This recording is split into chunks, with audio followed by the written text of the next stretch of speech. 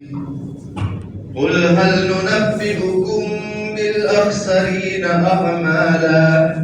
الذين ضل سعيهم في الحياة الدنيا وهم يحسبون أنهم يحسنون صنعا أولئك الذين كفروا بآيات ربهم ولقائه فحبطت أعمالهم فلا نقيم لهم يوم القيامة وزنا ذلك جزاؤهم جهنم بما كفروا واتخذوا آياتي ورسلي هزوا إن الذين آمنوا وعملوا الصالحات كانت لهم جنات الفردوس نزلا خالدين فيها لا يبغون عنها حولا قل لو كان البحر مدادا لكلمات ربي لنفد البحر قبل أن تنفد كلمات ربي ولو جئنا بمثله مددا قل إنما أنا بشر مثلكم يوحى إلي أنما إلهكم إله واحد فمن كان يرجو لقاء ربه فليعمل عملا صالحا ولا يشرك بعبادة ربه أحدا. شروع کرتا ہوں اللہ کے نام سے جو بڑا مہربان نہایت رحم کرنے والا ہے. آپ فرما دیجئے اے پیغمبر صلی اللہ علیہ وسلم کہ کیا ہم تم کو بتائیں کہ سب سے زیادہ نیکیاں کر کر خسارہ پانے والے لوگ کون ہیں؟ وہ لوگ ہیں جنہوں نے دنیا کی زندگی میں اپنی محنت کو بیکار کر دی اور وہ یہ سمجھتے تھے کہ بے شک وہ کچھ اچھا کر رہے ہیں. یہ وہ لوگ ہیں جنہوں نے اپنے پروردگار کی آیتوں کا انکار کیا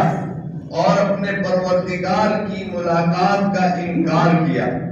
بس ان کے اعمال بیکار ہو گئے. بس ہم قیامت کے دن ان کا کوئی وزن نہیں کریں گے. یہ ان کی سزا ہے جہنم اس وجہ سے کہ انہوں نے کفر کیا اور انہوں نے میری آیتوں اور میرے رسولوں کا مذاق بنایا تھا. یقیناً وہ لوگ جو ایمان لے آئے اور اعمال صالحات کیے ان کے لیے جنت الفردوس ہے مہمانی کے لیے. وہ لوگ اس میں ہمیشہ ہمیشہ رہیں گے اور وہ لوگ وہاں سے منتقل ہونا چاہیں گے ہی نہیں. آپ فرما دیجئے اے پیغمبر صلی اللہ علیہ وسلم کہ اگر سارا سمندر روشنائی بن جائے میرے پروردگار کے کلمات کو لکھنے کے لیے تو سارا سمندر تو ختم ہو جائے گا میرے پروردگار کے کلمات کے ختم ہونے سے پہلے. اور اگر اتنا اور دوسرا سمندر لے آئے تو وہ بھی ختم ہو جائے گا. آپ فرما دیجئے اے پیغمبر صلی اللہ علیہ وسلم کہ یقیناً میں ایک انسان ہی ہوں تمہاری طرح. میرے اوپر وحی اتاری جاتی ہے کہ بے شک تمہارا الہ ایک ہی الہ ہے. بس جو آدمی اپنے پروردگار کی ملاقات کا یقین رکھتا ہے اس کو چاہیے کہ وہ نیک اعمال کرتا رہے اور اپنے پروردگار کی عبادت میں کسی کو شریک نہ کرے. محترم دوستوں اور بزرگوں، قرآن کریم کی ان آیات میں جو سورہ کہف کی آخری آیت ہے اللہ تبارک و تعالی ارشاد فرماتا ہے کہ دنیاوی اعتبار سے ہر ایک انسان کچھ نہ کچھ کام کرتا رہتا ہے، چاہے وہ نیکی کے کام ہو چاہے وہ گناہ کے کام ہو. اور کبھی ایسا ہوتا ہے کہ انسان اپنے دماغ سے سوچتا ہے کہ یہ نیکی کے کام ہے، لیکن حقیقت میں اللہ کی نظر میں وہ نیکی کے کام نہیں ہوتے. جیسے کہ یہ مشرکین کافرین وہ مندروں میں جانا، غیر اللہ کی عبادت کرنا، یہ اس کو اپنا ایک نیکی کا کام سمجھتے ہیں، لیکن اللہ کی نظر میں حقیقت میں یہ نیکی کا کام نہیں. اسی لیے ایک حدیث مبارکہ میں اللہ کے رسول صلی اللہ علیہ وسلم ارشاد فرماتے ہیں کل الناس یغدو فبائع نفسہ فمعتقها او موبقها. اللہ کے رسول صلی اللہ علیہ وسلم فرماتے ہیں کہ ہر ایک آدمی صبح کو اٹھتا ہے اور اپنے اپنے کام میں لگتا ہے، اور ہر ایک آدمی اپنے اپنے کام کے اعتبار سے وہ جو بھی کام کرتا ہو اس کے ذریعے سے یا تو وہ اپنی جان کو جہنم کی آگ سے بچاتا ہے اور جنت کا مستحق بناتا ہے. جیسے کہ صبح کو ہم اٹھے اور اٹھ کر ہم نے وضو کیا، وضو کر کر ہم نے نماز پڑھی، تو یہ ہمارے جتنے بھی کام ہیں فَمُعْتِقُهَا، اس کے ذریعے سے ہم اپنی ذات کو جہنم کی آگ سے بچا رہے ہیں. اور اگر کوئی آدمی صبح کو اٹھا اور صبح کو اٹھ کر وہ مندر کی طرف جا رہا ہے یا بازار کی طرف جا کر حرام کمائی کے اندر اپنے اوقات کو لگا رہا ہے یا وہ کسی بھی دوسرے حرام کاری کے اندر مبتلا ہو رہا ہے، اللہ کے رسول صلی اللہ علیہ وسلم فرماتے فَمُوبِقُهَا، یہ آدمی صبح کو اٹھ کر یا پورے 24 گھنٹے اپنے آپ کو یہ گناہوں کے اندر ڈال کر اپنے آپ کو جہنم کا مستحق بنا رہا ہے، اپنی جان کو ہلاک کر رہا ہے. اسی لیے ایک دوسری آیت میں اللہ تعالیٰ فرماتا ہے ان اللہ اشترى من المؤمنین انفسهم واموالهم بان لهم الجنہ، کہ اللہ ہی کی ذات وہ ہے جس نے ہم کو ہماری جان عطا کی. ہمارے بدن کے اندر جو جان چل رہی ہے، ہمارا جو چلنا پھرنا ہے، یہ اللہ کا دیا ہوا ہے، لیکن اس کے باوجود اللہ فرماتے ہیں کہ میں نے تو اس کو وہ جان دے دی، اور جو کچھ تو کماتا ہے اور مال تو حاصل کرتا ہے یہ مال بھی میرا ہی دیا ہوا ہے، لیکن اگر اس جان کو اور اس مال کو تو میرے کہے ہوئے احکام کے مطابق گزارے گا ان اللہ اشترا، تو یہی تیرا جان تیرا مال اگرچہ تیرا ہے لیکن میں نے خرید لیا،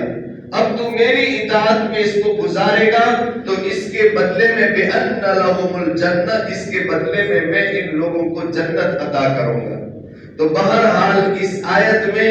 اللہ تبارک و تعالی ارشاد فرماتے ہیں کہ اے انسان، کیا میں تم کو بتاؤں کہ لوگ اپنے طور پر اعمال کر کے بھی سب سے زیادہ خسارہ پانے والے لوگ کون ہیں؟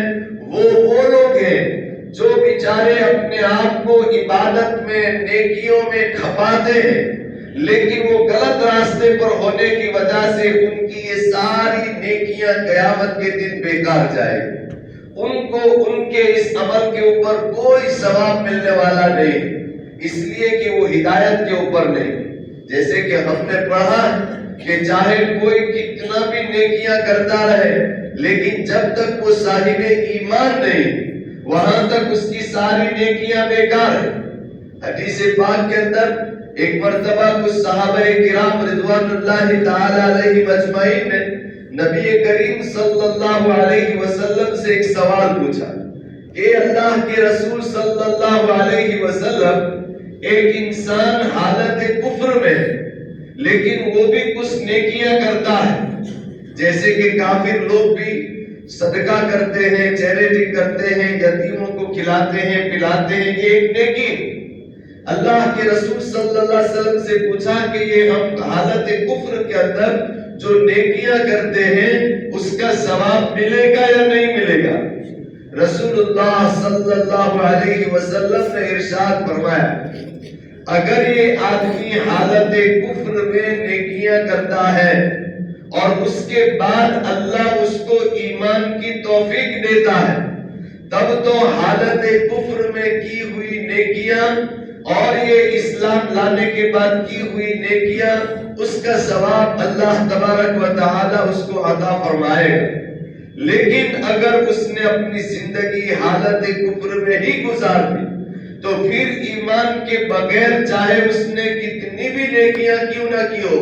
ہزاروں غلام آزاد کیے ہو، 1000 بیواؤں کو کھانا کھلایا ہو، اس کی کسی نیکی کا ثواب آخرت کے اندر ملنے والا نہیں ہے۔ اللہ تبارک و تعالی ہمیں اپنے ایمان کو صحیح طریقے سے سمجھنے کی اور اس کی قدر و منزلت پہچاننے کی توفیق عطا فرمائے۔ اسی کو اللہ فرماتا ہے الذین ضل سعیہم فی الحیات الدنیا، وہ لوگ ہیں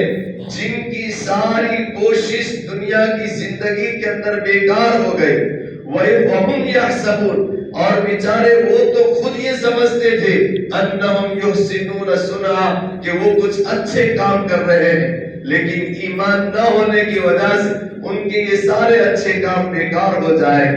اور یہ کون لوگ ہیں؟ اولئک الذین کفروا بآیات ربہم ولقائہ،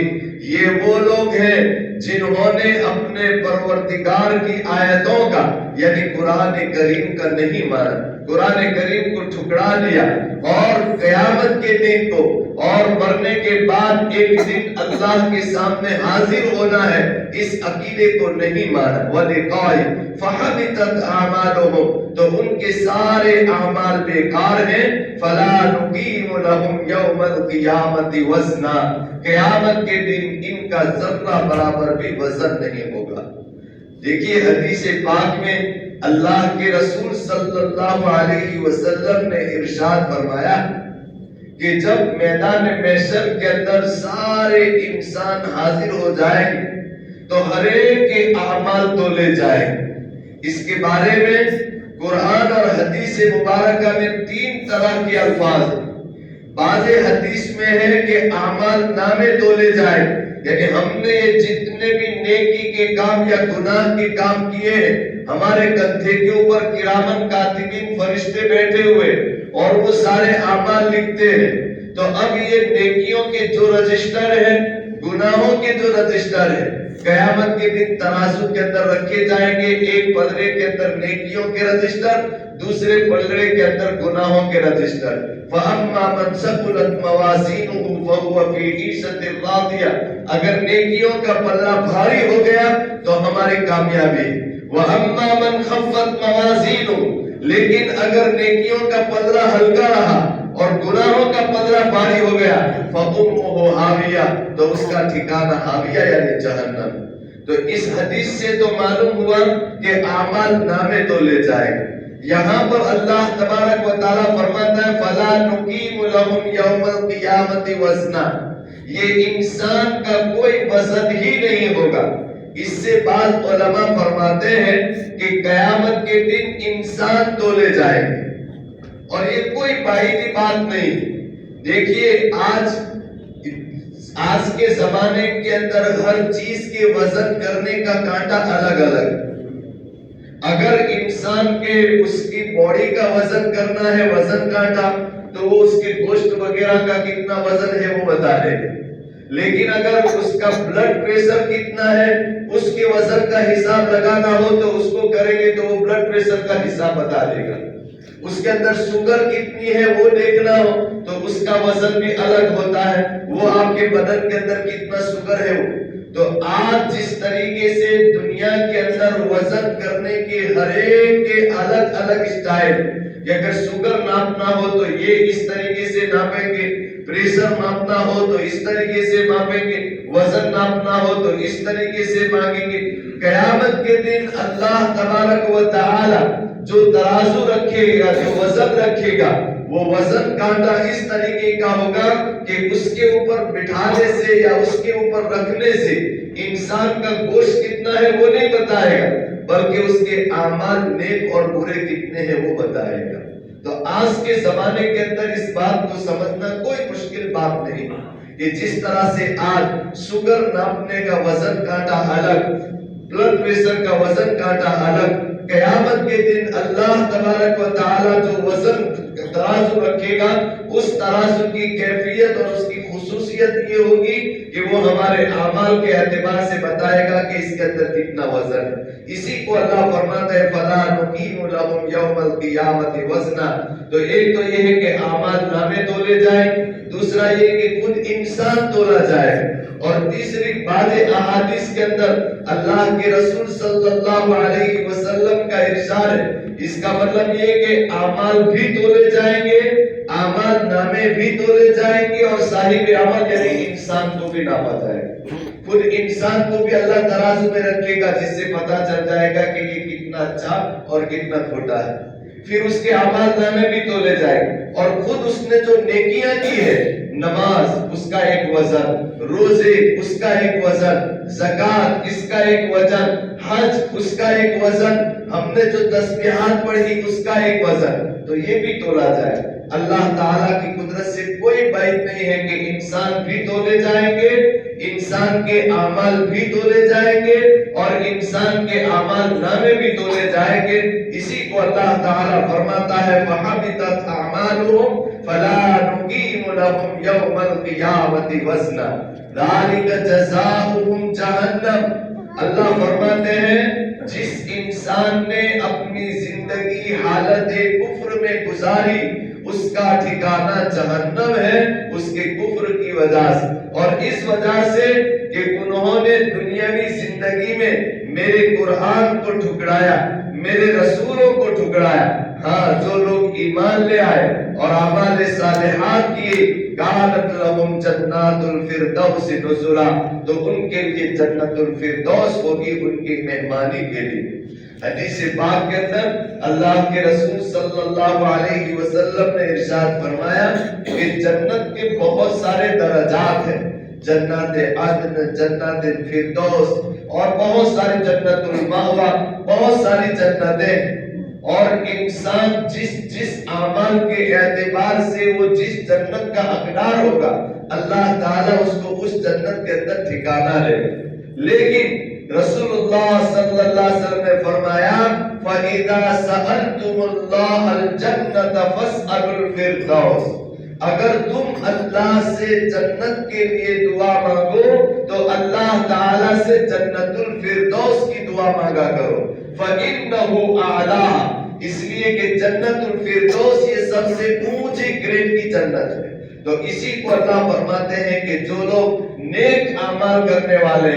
اور جو لوگ ایمان قبول کرنے والے ان کے لیے جنت الفردوس ہوگی، اور یہ خالدین فیہا،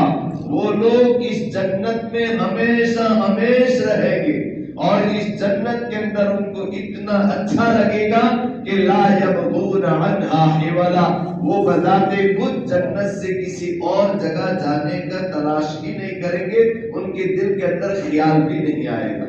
بہرحال یہ سورت شریفہ مکمل ہو گئی، اس کے بعد صرف 2 آیت مبارکہ ہے۔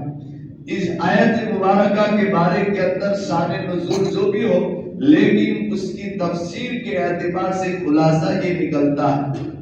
کہ مشرکین مکہ نے وہ جو 3 سوال کیے، اللہ تبارک و تعالیٰ نے ان تینوں سوالوں کے جوابات دے دیے۔ اب اس کے بعد اللہ تعالیٰ فرماتا ہے کہ قُل لَوْ كَانَ الْبَحْرُ مِدَادًا لِكَلِمَاتِ رَبِّي لَنَفِدَ الْبَحْرُ قَبْلَ أَن تَنفَدَ كَلِمَاتُ رَبِّي وَلَوْ جِئْنَا بِمِثْلِهِ مَدَدًا۔ اس کی تفسیر ویسے بھی قرآن کریم تو سمندر کی طرح علم رکھتا ہے، اس کا کوئی ایک معنی اور ایک مطلب نہیں نکلتا ہے، اس کی گہرائی میں ہم جتنے جائیں اس کے معنی نکلتے ہی رہتے ہیں۔ تو ایک مطلب اس آیت مبارکہ کا یہ ہے کہ اے مشرکین مکہ اور اے یہودیوں، تم نے تو صرف یہ 3 سوال کیے، یہ میرے رسول ہیں اور میں تمہارا رب ہوں، میرے پاس صرف یہ 3 سوالوں کے جواب نہیں، بلکہ میرے پاس تو علم کے دریا کے دریا لوٹ گئے، میرے علم کی کوئی انتہا نہیں ہے۔ وَمَا أُوتِيتُم مِّنَ الْعِلْمِ إِلَّا قَلِيلًا، اور تمہارے پاس جو نالج ہے، تمہارے پاس جو علم ہے وہ تو بہت تھوڑا ہے۔ اس کی تفسیر قرآن کریم کے اندر اسی صورت مبارکہ کے اندر میں نے ایک دو رکوع چھوڑ دیے تھے، حضرت موسیٰ علیہ السلام کا واقعہ اور حضرت خضر علیہ السلام کا واقعہ۔ اس واقعے کے اخیر کے اندر آتا ہے کہ جب حضرت خضر علیہ السلام نے حضرت موسیٰ علیہ السلام کو اپنے درگاہ سے، اپنے پاس سے نکال دیے کہ بھئی تم میرے پاس نہیں رہ سکتے، اسی موقع پر ایک چڑیا سمندر کے کنارے پر بیٹھ کر اس نے پانی میں ایک چونچ ماری اور ایک قطرہ پانی پیا۔ تو حضرت خضر علیہ السلام نے حضرت موسیٰ علیہ السلام سے پوچھا کہ اے موسیٰ علیہ السلام، فرمایا کہ اے موسیٰ علیہ السلام، اگرچہ تم نبی ہو، اللہ تعالی نے تم کو بے شمار علوم عطا کیے ہیں، اور میں بھی ایک اللہ کی طرف سے مقرر کیا ہوا اللہ کا بندہ ہوں، مجھے بھی اللہ تعالیٰ نے بے شمار علم عطا کیا ہے۔ تمہارا علم شرعی ہے اور میرا علم تکوینی، یعنی بس ڈائریکٹ اللہ جو کہے وہ کر لینے کا، بچے کو مار دیا، اور شریعت کہتی ہے کہ بلا قصور مت مارو، لیکن اللہ نے مجھے بتایا کہ یہ بلا قصور نہیں، آگے چل کر اپنے ماں باپ کا بڑا نافرمان بننے والا ہے، مار دو۔ یہ ایک علم تکوینی تھا۔ تو حضرت خضر علیہ السلام نے فرمایا تمہارا علم الگ ہے، میرا علم الگ ہے، لیکن ساری کائنات کو، میرے علم کو، تمہارے علم کو، ساری کائنات کے لوگوں کو جتنے علوم اللہ نے دیے ہیں وہ سارے علوم کو ایک جگہ پر جمع کرو تو یہ سارے علوم کی حیثیت ایسی ہے جیسے کہ اس ڈھاٹے مارتے سمندر کے اندر سے چڑیا نے اپنی چونچ میں پانی دیا۔ یہ چڑیا کی چونچ کے اندر جو پانی کا قطرہ آیا یہ تو ساری کائنات کے علوم کی حیثیت رکھتا ہے، اور اس کے مقابلے میں اللہ کا علم یہ ڈھاٹے مارتے سمندر کی طرح ہے۔ اللہ کے علم کے مقابلے میں دوسرے کا کوئی علم حیثیت ہی نہیں رکھتا ہے۔ بہرحال اللہ تعالیٰ اس آیت میں فرماتا ہے قُلْ لَوْ كَانَ الْبَحْرُ مِدَادًا لِكَلِمَاتِ رَبِّي، اللہ کے علوم کو لکھنے کے لیے، اللہ کی حکمتوں کو لکھنے کے لیے، اللہ کی تاریخ کو لکھنے کے لیے اگر سمندر کو سیاہی بنا لی جائے، عام طور پر ہمارے پاس لکھنے کے لیے جو سیاہی ہوتی ہے وہ ایک سیاہی دان جو ہوتی ہے انک پاٹ، چھوٹا سا اتنا سا ہوتا ہے، اس سے ہم کتنا لکھتے ہیں، اتنی سی سیاہی سے معلوم نہیں ہم بکے کی بکے لکھ سکتے ہیں، لیکن اللہ فرماتا ہے قُلْ لَوْ كَانَ الْبَحْرُ مِدَادًا، سارے سمندر کو سیاہی اور روشنائی بنا دو اور پھر اس سیاہی سے اللہ کے علوم کو لکھتے جاؤ، اللہ کے کلمات کو لکھتے جاؤ، ایک وقت آئے گا کہ یہ سیاہی پورا سمندر ختم ہو جائے گا لیکن اللہ کی کلمات اور اللہ کا علم ختم نہیں ہوگا۔ آگے اللہ فرماتا ہے وَلَوْ جِئْنَا بِمِثْلِهِ مَدَدًا، ارے پورا سمندر کیا بلکہ دوسرا اور ایک سمندر لایا جائے اور اس کے بعد پھر اور اللہ کے علوم کو لکھنے شروع کر دیے جائے تو یہ سارے دنیا کے سارے سمندروں کے پانی سیاہی بن کر استعمال کر کے ختم ہو سکتے ہیں لیکن اللہ کا علم ختم نہیں ہو سکتا۔ اللہ فرماتا ہے کہ کتنی بڑی بات، قُلْ لَوْ كَانَ الْبَحْرُ مِدَادًا لِكَلِمَاتِ رَبِّي، آپ فرما دیجئے پیغمبر صلی اللہ علیہ وسلم کہ اگر سمندر روشنائی بن جائے میرے پروردگار کے کلمات کو لکھنے کے لیے تو سمندر ختم ہو جائے گا میرے پروردگار کے کلمات کے ختم ہونے سے پہلے، اور اگر ہم اتنی اور روشنائی لے آئے تو وہ بھی ختم ہو جائے گی۔ اس کے بعد اللہ کے رسول صلی اللہ علیہ وسلم کو اللہ تبارک و تعالیٰ فرماتے ہیں کہ اے میرے محبوب صلی اللہ علیہ وسلم، ان مشرکین کو تم نے ان کے سوالوں کے جوابات دے دیے، اس کے بعد آپ ان کو کھلے طور پر ایک بات کہہ دو انما انا بشر مثلکم، کہ اے مشرکین مکہ اور اے یہودیوں اور اے نصارہ اور اے ساری کائنات کے انسانوں، کان کھول کر سن لو، میں بھی تمہاری طرح ہی ایک انسان ہوں، جس طرح سے تم ماں باپ سے پیدا ہو کر دنیا میں آئے ہو، میں بھی اسی طرح ماں باپ سے پیدا ہو کر دنیا میں آیا ہوں، لیکن صرف فرق کتنا ہے میرے اور تمہارے درمیان کہ اللہ تبارک و تعالیٰ نے وحی کے ذریعے سے مجھے نبی بنا کر ایک نبوت کا مقام عطا کیا ہے جو مقام تمہارے پاس نہیں۔ بس میرے اور تمہارے درمیان میں اتنا ہی فرق ہے کہ میں نبی ہوں اور تم نبی نہیں ہو۔ قل، آپ فرما دیجئے اے پیغمبر صلی اللہ علیہ وسلم، انما انا بشر مثلکم یوحا الیہ، میرے اوپر وحی اتاری جاتی ہے، اور وہ وحی کیا ہے؟ وہ وحی یہ ہے انما الہکم الہ واحد، کہ بے شک ایک کفار تم نے یہ جو 360 مورتیوں کو کعبۃ اللہ میں رکھ کر اپنا بھگوان اور اپنا معبود بنا لیا ہے، حقیقت یہ ہے کہ انما الہکم الہ واحد، تمہارا اللہ ایک ہی اللہ ہے۔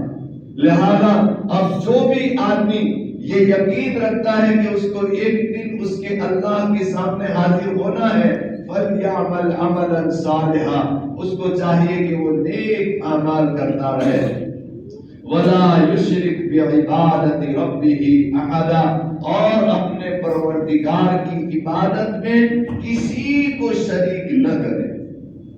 یہ تو بڑی زبردست آیت مبارکہ ہے، اور اس کے سبق میں بھی یہی بات آئی تھی کہ اللہ یہ چاہتا ہے کہ جس طرح سے مشرکین نے ڈائریکٹ عبادت میں اللہ کے ساتھ دوسروں کو شریک کر دیا، اسی طرح تم عبادت میں تو کسی کو شریک نہیں کرتے، لیکن عبادت کرتے کرتے اگر تم کسی کو راضی کرنے کی کوشش کر لو تو یہ بھی ایک شرکگی ہے۔ فَلَا يُشْرِكْ بِعِبَادَةِ رَبِّهِ أَحَدًا، اسی کو ایک حدیث میں اللہ کے رسول صلی اللہ علیہ وسلم نے ارشاد فرمایا۔ حدیث مبارکہ یہ ہے، حضرت عمر بن خطاب رضی اللہ تعالی عنہ سے روایت، وہ فرماتے ہیں کہ بینما نحن عند رسول اللہ صلی اللہ علیہ وسلم، ایک مرتبہ ہم نبی کریم صلی اللہ علیہ وسلم کی مجلس میں بیٹھے ہوئے، اتنے میں استدعا علینا رجل، ایک آدمی آیا جس کے بدن کے اوپر سفید کپڑے تھے اور ان کے بال کے اوپر ذرہ برابر بھی غبار نہیں تھا، وہ اللہ کے رسول صلی اللہ علیہ وسلم کے پاس آ کر بیٹھ گئے۔ یہ حدیث پہلے بھی سنائی تھی، اس میں یہ جملہ یہ کہ پہلے تو انہوں نے سوال کیا کہ مل اسلام مل ایمان، اللہ کے رسول صلی اللہ علیہ وسلم نے جواب دیا، اس کے بعد پھر اس صحابی اس آدمی نے سوال کیا مل احسان، احسان کس کو کہتے ہیں؟ تو نبی کریم صلی اللہ علیہ وسلم نے اس کے جواب میں فرمایا الاحسان ان تعبد اللہ کأنما تراہ فإن لم تکن تراہ فإنہ یراک۔ احسان کا مطلب یہ ہے کہ تم اللہ کی عبادت ایسے دھیان لگا کر کرو گویا کہ تم اللہ کو اپنی آنکھوں کے سامنے دیکھ رہے ہو۔ جیسے کہ دکان کے اندر نوکر اگر سیٹ موجود ہے تو ہر وقت وہ کام میں لگا رہتا ہے کہ وہ دیکھتا ہے ابھی ڈانٹے گا، دیکھتا ہے ابھی ڈانٹے گا، ذرہ برابر بھی کوتاہی نہیں کرتا۔ اللہ کے رسول صلی اللہ علیہ وسلم نے فرمایا کہ تم اللہ کی عبادت بھی اسی دھیان سے کرو کہ گویا کہ تم اللہ کو دیکھ رہے ہو۔ اور آگے فرمایا فَإِن لَمْ تَكُنْ تَرَى، اگرچہ تم اللہ کی ذات کو دیکھتے نہیں ہو، فَإِنَّهُ يَرَاكَ، لیکن اللہ تو تمہیں دیکھ رہا ہے۔ یہ حدیث مبارکہ میں رسول اللہ صلی اللہ علیہ وسلم کا ارشاد گرامی کہ کوئی بھی عبادت کرو اس وقت تمہارا دھیان یہ ہونا چاہیے کہ یہ جو میں عبادت کر رہا ہوں اس میں میرا اللہ مجھے دیکھ رہا ہے، میں نماز پڑھ رہا ہوں میرا اللہ مجھے دیکھ رہا ہے۔ اب جب اس دھیان کے ساتھ آدمی نماز پڑھے گا تو چالو نماز میں کبھی سر کبھی بغل کبھی ادھر کبھی ادھر کھجلائے گا۔ جیسے کہ دکان کے اندر مالک کے سامنے کام کرنے والا اپنے کام کے اندر ذرہ برابر بھی چوری نہیں کرتا ہے، تو اسی طرح اگر نماز کے وقت ہمارا دماغ دھیان یہ ہو کہ اللہ مجھے اس نماز پڑھتے ہوئے دیکھ رہا، تو پھر ہم چالو نماز کے اندر کوئی دوسری حرکتیں نازیبا نہیں کر سکتے۔ یہی بات اللہ کے رسول صلی اللہ علیہ وسلم فرماتے ہیں ان تعبد اللہ کأنک تراہ، ایک انسان کوئی بھی کام کرے، کوئی بھی نیکی کا کام کر رہا ہو یا گناہ کا کام، یاد رکھنا اللہ تجھے دیکھ رہا ہے۔ اسی لیے واقعات کے اندر ہم فضائل اعمال میں پڑھتے ہیں کہ حضرت عمر بن خطاب رضی اللہ تعالیٰ کو ایک مرتبہ گشت لگا رہے تھے، ایک گھر کے باہر سے ماں اور بیٹی آپس کے اندر باتیں کر رہی تھی۔ ماں نے بیٹی کو کہا کہ پانی دودھ میں ملا لیا، تو کہا کہ نہیں، تو کہا کہ ملا لے، کہا کہ نہیں۔ حضرت عمر نے اس طرح سے ملا کر بیچنے کو منع کیا، تو ماں نے کہا کہ عمر کہاں دیکھ رہا؟ تو اس وقت اس بیٹی نے کہا تھا کہ اگرچہ عمر نہیں دیکھ رہا لیکن عمر کا خدا تو دیکھ رہا ہے۔ یہ تھا ان لوگوں کا ایمان کہ گناہ کرنے سے پہلے ایک منٹ یہ سوچ لیا کرے کہ یہ جو گناہ میں کر رہا ہوں، یہ جو کوئی بھی حرکت میں کر رہا ہوں، اگرچہ کوئی مجھے نہیں دیکھ رہا لیکن اللہ تو مجھے دیکھ رہا ہے۔ یہ استحضار اگر آدمی کے اندر آ جائے تو وہ بڑے سے بڑے گناہوں سے رکنا اس کے لیے آسان ہو سکتا ہے۔ اللہ تعالیٰ یہ کیفیت ہمیں عطا فرمائے، اور یہ بات روزے کے اندر زیادہ تر ہوتی ہے۔ دوسری عبادتوں کے اندر تو آدمی دوسروں کو دکھانے کے لیے اس کی نیت بگڑ سکتی ہے، لیکن روزے میں یہ کیفیت نہیں ہوتی۔ اسی لیے حدیث مبارکہ میں آتا ہے، رسول اللہ صلی اللہ علیہ وسلم نے فرمایا کہ جب آدمی روزہ رکھتا ہے تو اللہ تبارک و تعالیٰ فرماتا ہے کہ کل عمل ابن آدم یضاعف من 10 امثال الى 700 ضعف، کہ جب کوئی بھی انسان کوئی نیکی کرتا ہے تو اس نیکی کا ثواب 10 یا 700 اور اس سے بھی زیادہ جیسی جیسی نیت ہو فرشتے لکھ دیتے ہیں۔ الا الصوم، لیکن روزہ، نماز کے اندر اس کی نیت کتنی ہے فرشتے پرکھ لیتے ہیں، روزے زکات کے اندر اس کی نیت کتنی ہے فرشتے پرکھ لیتے ہیں۔ اس اعتبار سے اس کا حساب، جیسے کہ ہم دودھ ڈیری کے اندر بیچتے ہیں تو اس کا حصہ، اس کا بھاؤ بھی کیا ہوتا ہے دودھ کے فیٹ کے اعتبار سے، جیسے دودھ کا فیٹ ہوگا اس کے حساب سے اس کا دام آئے گا۔ تو یہ نیکیوں کے اوپر بھی ثواب کا دار و مدار، ثواب کے اندر کتنا خلوص ہے اس اعتبار سے۔ اللہ کے رسول صلی اللہ علیہ وسلم نے فرمایا کہ اللہ تعالیٰ نے فرشتوں کو کہہ دیا ہے کہ جیسی نیت ہو اس کے مطابق اس کا ثواب دے دو، کم سے کم ایک نیکی پر 10 ثواب، اور اگر زیادہ اچھی نیت ہو تو پھر بڑھاتے جاؤ بڑھاتے جاؤ یہاں تک کہ 700 گنا ثواب دے دو۔ الا الصوم، لیکن روزہ، یہ روزہ میرے بندے نے جو رکھا ہے اس میں اس کی جو نیت ہے اس کو ناپنے کا فیٹ تمہارے پاس نہیں ہے۔ الا الصوم فَإِنَّهُ لِي، وہ روزہ میرے لیے رکھتا ہے۔ تو نماز کس کے لیے ہم نے پڑھی؟ نماز بھی تو اللہ کے لیے پڑھی تھی۔ روزے کی زکات کس کے لیے تھی؟ وہ بھی تو اللہ کے لیے تھی۔ لیکن روزے کے بارے میں اللہ تعالیٰ فرماتا ہے فَإِنَّهُ لِي، روزہ میرے لیے۔ اس کی تفسیر کے اندر محدثین فرماتے ہیں کہ دیکھیے آدمی نماز پڑھ رہا ہے، اتنے میں کوئی آ گیا تو اس کے اندر نیت بگڑ سکتی ہے، یا کوئی حادثہ پیش آ گیا اور کوئی دیکھتا نہیں ہے تو چالو نماز میں بھی توڑ کے بھاگ سکتا ہے کہ چالو کون جو ہے ہو گیا۔ جیسے کہ عام طور پر ہماری تنہائی کی نماز اور جماعت کے ساتھ نماز پڑھتے دونوں میں فرق ہوتا ہے۔ اکیلے نماز پڑھتے ہو تو جامع آتا ہوں، تو جامع آ جاتا ہوں، السلام علیکم السلام علیکم باقی۔ تو نماز اگرچہ اللہ کے لیے ہم پڑھتے ہیں لیکن اس کے اندر ذرا سی کوئی پرابلم آ گئی تو ہماری نیت میں کھوٹ آ جاتی ہے۔ صدقے کے اندر بھی یہ بات، زکات کے اندر بھی یہ بات۔ لیکن ایک روزہ ایسی عبادت ہے کہ آدمی چاہے کتنا بھی فٹوس ہو، کتنا بھی بد کردار ہو، کتنا بھی گنہگار ہو، لیکن جب ایک مرتبہ وہ روزہ رکھ لیا تو چاہے کتنی گرمی ہو، کتنی شدت ہو، کتنی بھی پیاس لگی ہو، روم میں اکیلا ہے، فریج بھی ماشاءاللہ بھرا ہوا ہے، ٹھنڈا پانی بھی ہے، اتنا بدتمیز آدمی، بد کردار آدمی، روزے کی حالت کے اندر، تنہائی کے اندر کوئی نہیں دیکھ رہا، لیکن پھر بھی وہ اس روزے کے بارے میں یہی سوچے گا کہ نہیں میرا روزہ ہے۔ اسی کو اللہ تعالیٰ فرماتا ہے فَإِنَّهُ لِي، کتنا بھی آدمی گیا گزرا کیوں نہ ہو لیکن جب وہ روزہ رکھ لیتا ہے تو وہ میرے لیے ہی رکھتا ہے، وہ کسی اور کے لیے نہیں رکھتا ہے۔ وَإِنَّهُ لِي، یہ روزہ اس نے میرے لیے رکھا ہے۔ فَأَنَا أَجْزِي بِهِ، جب اس نے روزہ اتنے خلوص کے ساتھ میرے لیے رکھا ہے تو اس کا ثواب بھی میں ہی دوں گا۔ فَإِنَّهُ لِي وَأَنَا أَجْزِي بِهِ، تو بہرحال ان آیات مبارکہ میں اللہ تبارک و تعالی یہ ساری باتیں بیان کر کر اخیر کے اندر یہ ایک پوائنٹ بات لا کر بات ختم کر دی کہ بھئی اے انسان یاد رکھ، تو اپنے نیکیوں کو کرتا رہ اور اس بات کا یقین رکھ کہ ایک دن تجھے اللہ کے پاس آ کر ملنا ہے، لہذا جو بھی نیکی کا کام کرے اس عبادت میں، اس نیکی کے اندر اللہ کی رضا کے علاوہ اور کسی کی خوشنودی منظور مت رکھنا، بس میرے کو راضی کرنے کے لیے تو نیکیاں کرتا رہے۔ یہی بات کئی مرتبہ ہم نے پڑھی کہ اللہ تبارک و تعالیٰ نے نبی کریم صلی اللہ علیہ وسلم کی زبان اقدس سے ہم کو کئی مرتبہ یہ پیغام دیے ہیں کہ اے میرے بندے، تو مجھ اکیلے کو راضی کر لے، اگر میں تجھ سے راضی ہو گیا تو دنیا کے سارے لوگوں کو راضی کرا دینا یہ میرے من کی بات، یہ میرے اختیار کی بات ہے، تو لوگوں کو راضی کرنے کے لیے مجھے ناراض مت کر۔ یار یہ وقت ہے نماز کا، لیکن اگر نماز پڑھنے جاؤں گا تو فلانے نے مجھے بلایا ہے، اس کو غلط لگے گا، چلو میں پہلے وہاں چلا جاتا ہوں۔ تو دوسروں کو راضی کرنے کے لیے میرے کو ناراض مت کر۔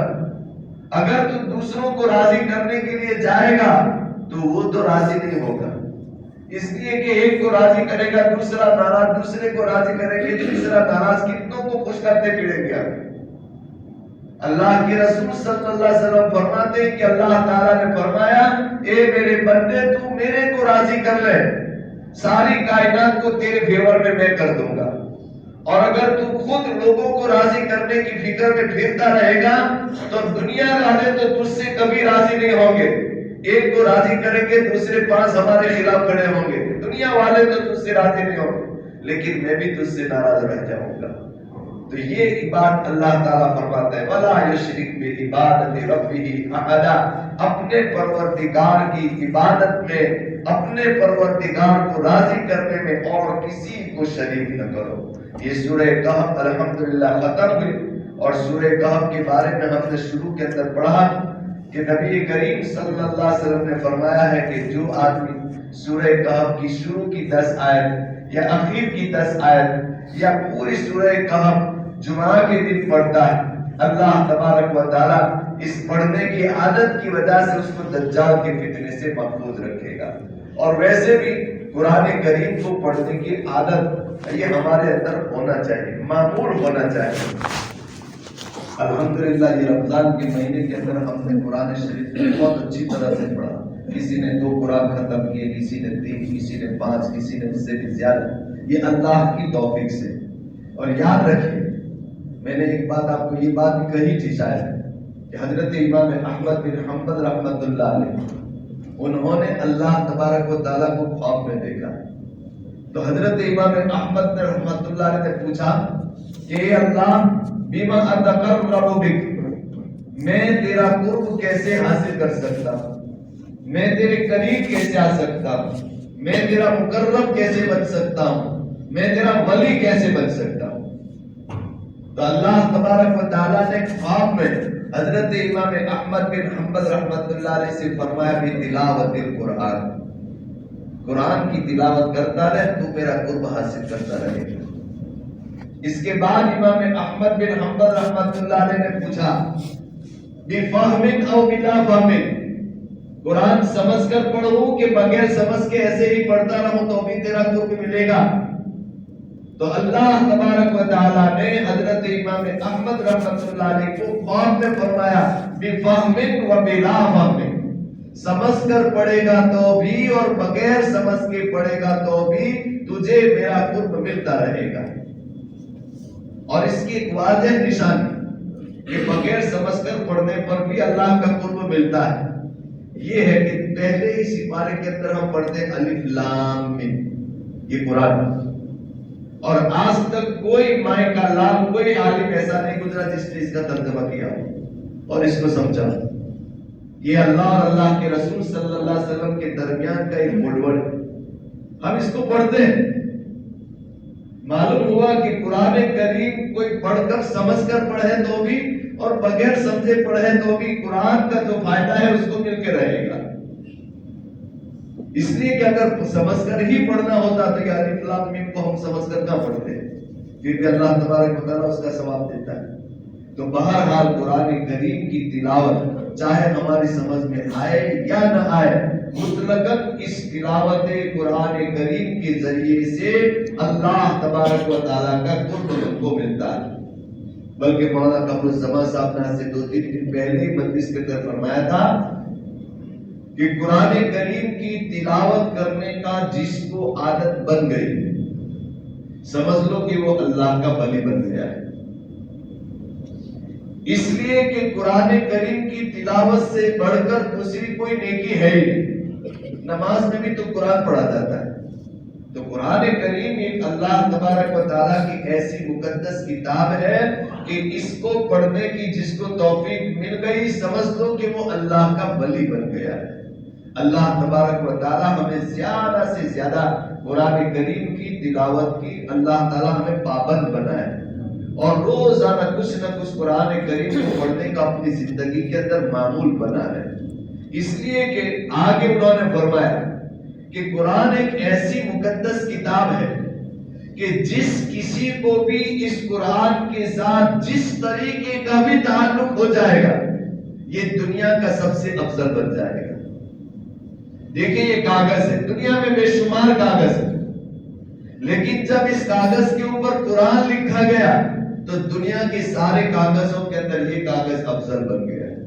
کوئی بھی کاغذ اگر کام ختم ہو گیا، کبھی ڈسٹبن میں ڈال دیا، ادھر پھینک دیا، کر دیا، لیکن قرآن لکھا ہوا کاغذ ہے تو اگرچہ وہ پرانا ہو گیا ہو، پھٹا ہوا ہو گیا ہو، لیکن پھر بھی اس کا احترام ختم نہیں ہوتا ہے۔ کیوں؟ ہے تو کاغذ ہی، لیکن جب اس کاغذ کے اوپر قرآن کی نسبت آ گئی، اس نے اپنے اندر قرآن لکھ لیا تو یہ افضل ترین کاغذ بن گیا۔ تو اسی طرح یہ انسان سارے انسان ہیں، لیکن اگر کوئی تلاوت قرآن کی پابندی کر لے گا تو یہ سارے گاؤں کے انسانوں میں سب سے افضل انسان بن جائے۔ اس لیے کہ جب کاغذ کو اللہ تعالیٰ نے اتنا اونچا مقام دے دیا ہے کہ صرف اس کے اوپر یہ قرآن لکھا گیا تو یہ افضل ترین کاغذ بن گیا، تو جو انسان قرآن کی تلاوت کرے گا یہ بھی انسانوں میں سب سے افضل بن جائے گا۔ اور یاد رکھیے حدیث مبارکہ میں اللہ کے رسول صلی اللہ علیہ وسلم نے ارشاد فرمایا دنیا میں قرآن کے جو فائدے ہیں وہ تو ہے ہی۔ ایک فائدہ میں آپ کو بتا دوں، قرآن کریم کے اندر اللہ فرماتا ہے وَمَن نُعَمِّرْهُ نُنَكِّسْهُ فِي الْخَلْقِ، اللہ تبارک و تعالی جس کسی کو زیادہ عمر دیتا ہے اور وہ زیادہ بوڑھا بنتا ہے تو پھر اس کے اعضاء کام کرنا بند کر دیتے ہیں، اس کی آنکھیں دیکھنا بند کر دیتی ہے، اس کے ہاتھ پکڑنا، پیر چلنا بند کر دیتا ہے، حتیٰ کہ یاد شکتی بھی ختم ہو جاتی ہے، اس کی عقل بھی ختم ہو جاتی ہے۔ اب جتنی عمر بڑھے گی اتنی کمزوریاں زیادہ ہے، لیکن حدیث مبارکہ میں ہے حضرت ابن عباس رضی اللہ تعالیٰ عنہ نے ارشاد فرمایا من قرأ القرآن لم يسر بهذه الحالة، جو آدمی اپنی زندگی میں قرآن پڑھنے کو اپنا معمول بنائے گا تو چاہے اس کی زندگی کتنی بھی لمبی ہو جائے دوسرے بوڑھوں کی طرح اس کا بڑھاپا نہیں ہوگا۔ بڑی بڑی عمر ہو جانے کے بعد بھی انشاءاللہ اس کی آنکھیں، اس کے کان، اس کا دماغ، اس کا ذہن اللہ تبارک و تعالی سلامت رکھے گا اس قرآن کی برکت سے۔ یہ حضرت ابن عباس رضی اللہ تعالیٰ عنہ کا ارشاد گرامی۔ تو اگر ہم چاہتے ہیں کہ بڑھاپے کے اندر ہم کسی کے محتاج نہ بنے، ہماری یاد شکتی ختم نہ ہو، لوگ ہمیں ہڑے جھوٹ نہ کریں، تو قرآن کریم کو پڑھنے کے پابند بن جاؤ۔ حضرت ابن عباس رضی اللہ تعالیٰ عنہ نے فرمایا من قرأ القرآن لم يسر بهذه الحالة، جو آدمی اپنی زندگی میں قرآن پڑھنے کا معمول بنائے گا بڑھاپا اس کا خراب نہیں آئے گا۔ اللہ تعالیٰ بڑھاپے میں اس کی یاد شکتی کو، ذہن کو یا دماغ کو باقی رکھے گا۔ اور یہ ہم نے دیکھا ہے حضرت مفتی اجمیری رحمت اللہ علیہ تقریباً 109 سال کی عمر میں ان کی آخری بیماری کے ایام میں خود ان کی خدمت میں گیا ہے حضرت شیخ یعقوب صاحب رحمت اللہ علیہ کے ساتھ۔ حضرت شیخ صاحب نے ایک مسئلہ پوچھا، 109 سال کی عمر، بستر پر سوئے ہوئے، انہوں نے فوراً کہا فلانی کتاب میں فلانے صفحے پر 5ویں لائن کے اندر یہ مسئلہ لکھا ہوا ہے، 109 سال کی عمر کے اندر، کہ میں نے اپنے کان سے ان کی زبان سے یہ بات سنی۔ یہ زندگی کے حضرت ابن عباس رضی اللہ عنہ کا ظاہری بات ہے۔ حضرت ابن عباس فرماتے ہیں من قرأ القرآن لم یصل بہذہ الحالت، جو اپنی زندگی میں قرآن پڑھنا اپنا وظیفہ بنا لے گا، بڑھاپے کے اندر اللہ تبارک و تعالیٰ اس کو کسی کا محتاج نہیں بنائے گا، لوگ اس کو ہڑے دھڑ نہیں کریں گے۔ اور آخرت کے اعتبار سے قرآن پڑھنے والے کا کیا انجام ہے، اس کو اللہ تعالیٰ کے وہاں کیا مقام ملے گا۔ اللہ کے رسول صلی اللہ علیہ وسلم ارشاد فرماتے ہیں یقال لصاحب القرآن، صاحب قرآن کو، اب صاحب قرآن یعنی چاہے وہ حافظ ہو تو حافظ قرآن، اور اگر وہ یاد کرنے وہ پڑھنے والا ہے تو وہ بھی صاحب قرآن، مطلق قرآن کے ساتھ لو لگانے والا، قرآن کے ساتھ تعلق رکھنے والا، چاہے اس نے پڑھ کر تعلق رکھا ہے، کسی نے حفظ کر تعلق رکھا ہے، کسی نے قرآن کے معانی کو لوگوں کو پڑھنے پڑھانے کے اعتبار سے قرآن کو اپنا مشغلہ بنایا ہے۔ من کرا یقال لصاحب القرآن، صاحب قرآن کو کہا جائے گا اقرا، اے میرے بندے آج بھی تو قرآن پڑھتا جا،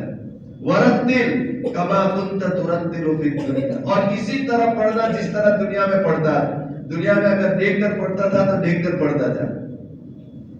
اور جنت کے اندر تیرا مقام کیا ہوگا، فَإِنَّ مَنْزِلَتُكَ آخِرُ آیَةٍ تَقْرَؤُهَا، پڑھتے پڑھتے جب قرآن کی آخری آیت پر جب تو پہنچے گا اور اس کو پڑھ کر جس مقام تو پہنچے گا وہ مقام تیرا جنت کے اندر مقام ہوگا۔ یہ آخرت کے اندر اللہ تعالیٰ نوازے گا۔ تو دنیاوی اعتبار سے قرآن پڑھنے کا اللہ تاکہ حضرت ابن عباس رضی اللہ تعالیٰ عنہ نے یہ فائدہ بیان کیا کہ صحابہ بے بسی کی حالت میں نہیں گزرے گا،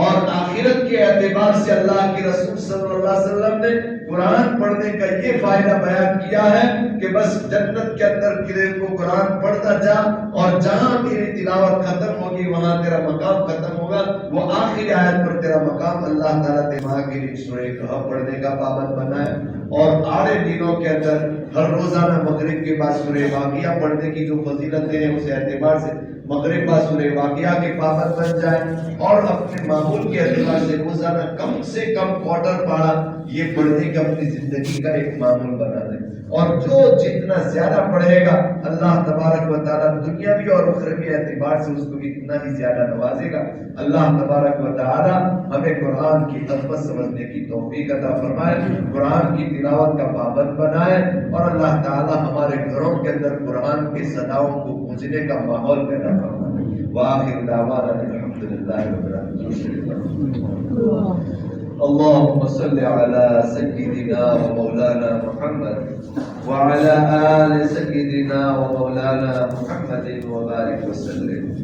الله لا إله إلا هو الحي القيوم وعنت الوجوه للحي القيوم،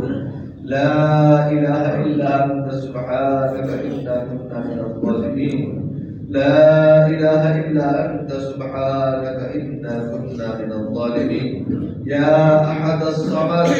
الذي لم يلد ولم يولد ولم يكن له كفوا أحد، يا أرحم الراحمين، ظلمنا أنفسنا وإن لم تغفر لنا وترحمنا لنكونن من الخاسرين۔ یا اللہ ہمارے گناہوں کو معاف فرما، ہماری خطاؤں کو معاف فرما۔ یا اللہ یہ رمضان المبارک کا مقدس مہینہ، یا اللہ آخری چند دن باقی رہ گئے، یا اللہ اس کی قدر کرنے کی توفیق عطا فرما۔ یا اللہ جو کچھ روزے رکھے ہیں اپنے فضل و کرم سے ان روزوں کو تو قبول فرما لے۔ یا اللہ نبی کریم صلی اللہ علیہ وسلم نے احادیث مبارکہ میں اور قرآن کریم میں تو نے ان روزے رکھنے کے اوپر جو بشارتیں جو وعدے بیان کیے، یا اللہ وہ ساری بشارتیں اور وعدے تو ہمارے لیے مقرر فرما۔ یا اللہ ہماری کوتاہیوں کی وجہ سے اس ثواب سے ہمیں محروم مت فرمانا۔ یا اللہ اس ماہ مقدس کی برکت سے ہماری مغفرت فرما دے یا اللہ ہمارے والدین کی مغفرت فرما دے ہمارے دادا دادی نانا نانی کی مغفرت فرما دے ہمارے بھائی بہنوں کی مغفرت فرما دے ہمارے تمام رشتہ داروں کی مغفرت فرما دے یا اللہ تمام مؤمنین مؤمنات مسلمین مسلمات کی مغفرت فرما دے جو زندہ ہے ان کی بھی مغفرت فرما اور جو تیری رحمت میں آپ پہنچے ہیں یا اللہ ان کی قبروں کو روضۃ من ریاض الجنت بنا دے یا اللہ ان کی قبروں کو تحت نظر وسیع اور کشادہ فرما دے یا اللہ ان کو قبر کے عذاب سے محفوظ فرما دے یا اللہ یا رحمان یا رحیم ہمیں بھی ایک دن یا اللہ اسی طرح قبر کے اندر پہنچنا یا اللہ مرنے سے پہلے ہمیں نیک اعمال کرنے کی توفیق عطا فرما یا اللہ تیری رضا والے اعمال کرنے کی توفیق عطا فرما یا اللہ اخلاق رذیلہ سے ہمارے دلوں کو پاک اور صاف فرما دے یا اللہ ہمارے اندر سے حسد بغض کینہ عداوت نفرت جو کچھ بھی ہے یا اللہ سب کچھ ختم کر یا اللہ ہم سب کو ایک دوسرے کے ساتھ بھائی بھائی بن کر رہنے کی توفیق عطا فرما یا اللہ یہ دنیا کی زندگی ایک دن ختم ہو جانا ہے کوئی کچھ اپنے ساتھ لے جانے والا نہیں یا اللہ بس رہے گا تو ہمارا نیک نام رہے گا یا اللہ ایسی زندگی گزارنے کی توفیق دے کہ مرنے کے بعد لوگ ہمارے اوپر فاتحہ پڑھیں ہمارے لیے ایصال ثواب کریں ایسا نہ ہو کہ ہمارے مرنے کے بعد لوگ خوش ہو کہ اچھا ہوا مر گیا مردود نہ فاتحہ نہ کرو یا اللہ ایسی نیک زندگی گزارنے کی توفیق عطا فرما یا اللہ ہم کسی کو کوئی اذیت پہنچائے یا کوئی ہم کو کوئی اذیت پہنچائے دونوں کیفیتوں سے یا اللہ ہماری حفاظت فرما یا اللہ ہمارے دلوں کے اندر سے نفرتوں کو دور فرما دے یا اللہ ہم میں سے جو جس کے ساتھ قطع تعلق کیے ہوئے یا اللہ ہم میں سے ہر ایک کے دل کو نرم بنا کر تیرے اس ماہ مقدس کی برکت سے یا اللہ ہمیں اس معاملے میں صلح کرنے والا بنا دے یا اللہ ہمیں صلح کرنے والا بنا دے یا اللہ ہمارے دلوں کو نرم فرما کر یا اللہ شیطان کی غیظ و غضب کو دور کر یا اللہ ہمیں بھائی بھائی بن کر رہنے کی توفیق عطا فرما یا اللہ یا رحمان یا رحیم یا غفور یا ودود بغض سے کینہ سے بد نظری سے یا اللہ ہماری حفاظت فرما یا اللہ جھوٹ بولنے سے ہماری حفاظت فرما یا اللہ قرآن کریم کی تلاوت کا پابند بنا لے نمازوں کا پابند بنا لے ہر طرح کی نیکیوں کا پابند بنا لے یا اللہ ہمیں نیکی کو نیکی سمجھنے کی اور گناہ کو گناہ سمجھنے کی توفیق عطا فرما یا اللہ مغفرت کریمہ نصیب فرما یا اللہ جو جس اعتبار سے پریشان ہے یا اللہ تو ہر ایک کی ہر پریشانی کو جانتا ہر ایک کی پریشانی کو دور فرما مقروضوں کی قرض کی ادائیگی کے اسباب مہیا فرما یا اللہ ہر ایک کی جائز تمناؤں کو پوری فرما ہم میں جو بیمار ہیں ان کو شفاء کاملہ عطا فرما یا اللہ مرتے دم تک ہم سب کو ہر قسم کی بیماریوں سے جسمانی اور روحانی ہر طرح کی بیماریوں سے محفوظ فرما